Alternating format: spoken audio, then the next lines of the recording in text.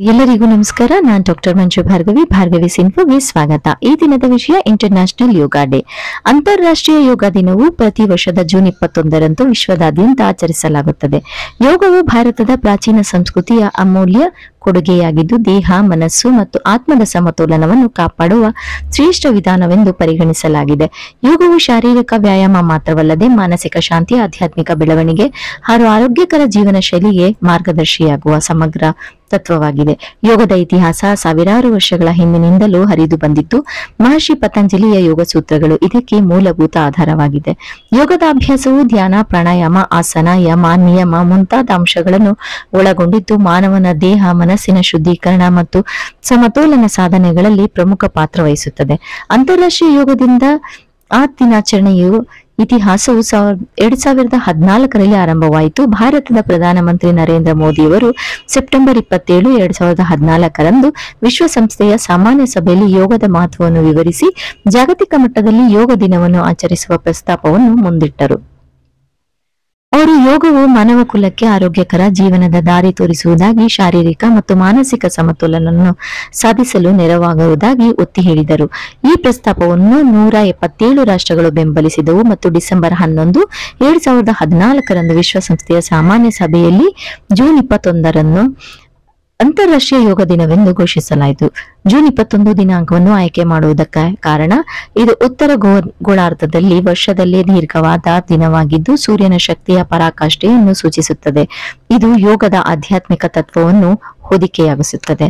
ಮೊದಲ ಅಂತಾರಾಷ್ಟ್ರೀಯ ಯೋಗ ದಿನವನ್ನು ಜೂನ್ 21, 2015ರಂದು ವಿಶ್ವದಾದ್ಯಂತ ಭವ್ಯವಾಗಿ ಆಚರಿಸಲಾಯಿತು.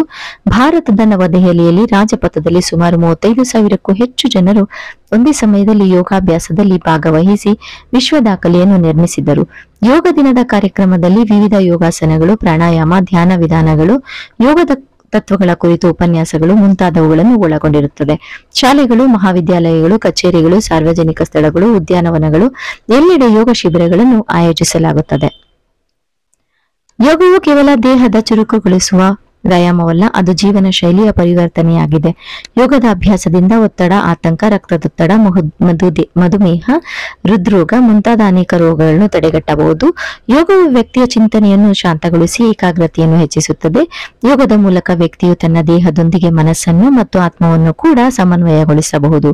ಹಠಯೋಗ, ರಾಜಯೋಗ, ಭಕ್ತಿಯೋಗ, ಕರ್ಮಯೋಗ, ಜ್ಞಾನಯೋಗ ಮುಂತಾದ ಹಲವು ಮಾರ್ಗಗಳು ಇದರಲ್ಲಿ ಸೇರಿದೆ. ಪ್ರತಿಯೊಂದು ಮಾರ್ಗವು ಆಧ್ಯಾತ್ಮಿಕ ಶ್ರೇಯೋಭಿವೃದ್ಧಿ ಮತ್ತು ಸ್ವಯಂ ಜ್ಞಾನಕ್ಕೆ ದಾರಿ ತೋರಿಸುತ್ತದೆ. ಯೋಗದ ಮಹತ್ವವನ್ನು ಅರಿತು ವಿಶ್ವದ ಅನೇಕ ದೇಶಗಳು ತಮ್ಮ ಶಿಕ್ಷಣ ವ್ಯವಸ್ಥೆಯಲ್ಲಿ ಯೋಗವನ್ನು ಸೇರಿಸಿವೆ. ಆಸ್ಪತ್ರೆಗಳು, ಆರೋಗ್ಯ ಕೇಂದ್ರಗಳು ಮತ್ತು ಪುನರ್ವಸತಿ ಕೇಂದ್ರಗಳಲ್ಲಿ ಯೋಗವನ್ನು ಚಿಕಿತ್ಸಾ ವಿಧಾನವಾಗಿ ಬಳಸಲಾಗುತ್ತಿದೆ.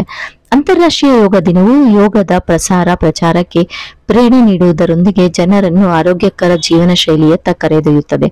ಯೋಗವು ಎಲ್ಲಾ ವಯಸ್ಸಿನವರಿಗೂ, ಎಲ್ಲಾ ಸಂಸ್ಕೃತಿಯವರಿಗೂ, ಎಲ್ಲಾ ಧರ್ಮದವರಿಗೂ ಸಮಾನವಾಗಿ ಅನುಸರಿಸಬಹುದಾದ ವಿಧಾನವಾಗಿರುವುದರಿಂದ ಇದನ್ನು ವಿಶ್ವಶಾಂತಿ, ಸಹಿಷ್ಣುತೆ ಮತ್ತು ಸಾಮರಸ್ಯವನ್ನು ಉತ್ತೇಜಿಸುತ್ತದೆ.